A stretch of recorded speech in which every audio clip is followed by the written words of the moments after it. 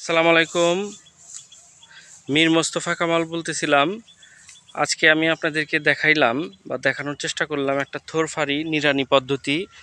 এই পদ্ধতির মাধ্যমে কৃষক গাছের গোড়ায় যেন আলো বাতাস লাগে, সেজন্য এই যে দেখতে পাচ্ছেন, এই যে দুই পা দিয়ে এভাবে একটা সোজা লম্বালম্বিভাবে যাচ্ছে, যে এই যে এখান থেকে উনি শুরু করে এবং একদম এটা একটা 30% ক্ষেত।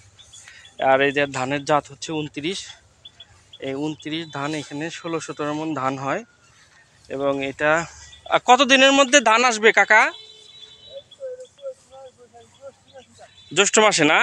আর এই যে এই মাঝে মাঝে যে এই যে বাঁশ দিছেন, এটা হচ্ছে পাখি বসে থাকার জন্য না?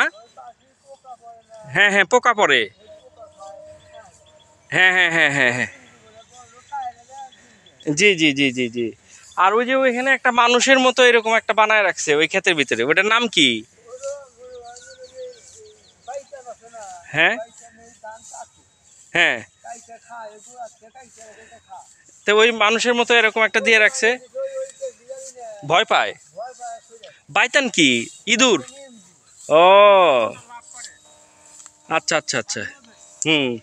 এ দেখেন, এটা এই যে ক্ষেতের মাঝখানে একটা বাঁশের কুঞ্চি দেওয়া আছে, এই যে একটা পাখি এই যে উড়ে গেল আর কি, বসে এই ক্ষেতের যে পোকা, ক্ষতিকারক পোকা, এটা কামড়ায় খেয়ে ফেলে আর কি। আর 10-15 দিনের মধ্যেই এই ধান উঠে পড়বে আর কি, নাকি?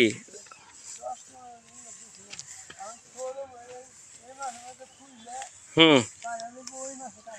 দেখেন এটা কত কষ্ট করে ওনারা এই যে এই ফসল ফলাইতেছে আর কি। এই কৃষকের কষ্ট যেন সার্থক হয়, সার্থক করার জন্য যে ওনাদের এই কষ্ট।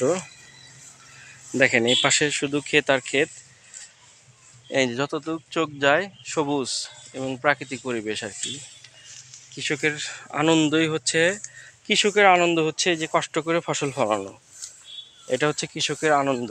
দিন শেষে যখন ফসলটা ঘরে উঠবে, গোলাই যাবে আর কি, তখন এরা আনন্দ পাবে আর কি। তখন এই যে বৈশাখ মাসে হয় হচ্ছে আপনার নবান্ন উৎসব, মানে নতুন ধান উঠবে। বৈশাখ জ্যৈষ্ঠ মাসে নতুন আম কাঁঠাল পাকা আসবে এবং নতুন ধানের পিঠা হবে।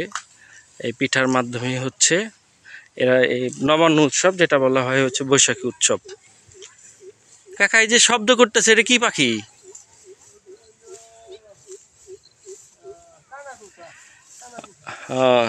একটা পাখির শব্দ, হয়তো বা আসছে কিনা ভিডিওতে জানি না।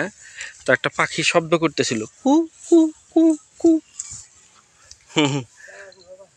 এই দেখেন এখন 3 জন এক লাইনে এটা হচ্ছে নিড়ানি দিচ্ছে আর কি।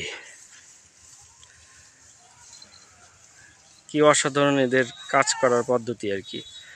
ধন্যবাদ, আমি একটা তথ্য দেওয়ার চেষ্টা করলাম আপনাদেরকে।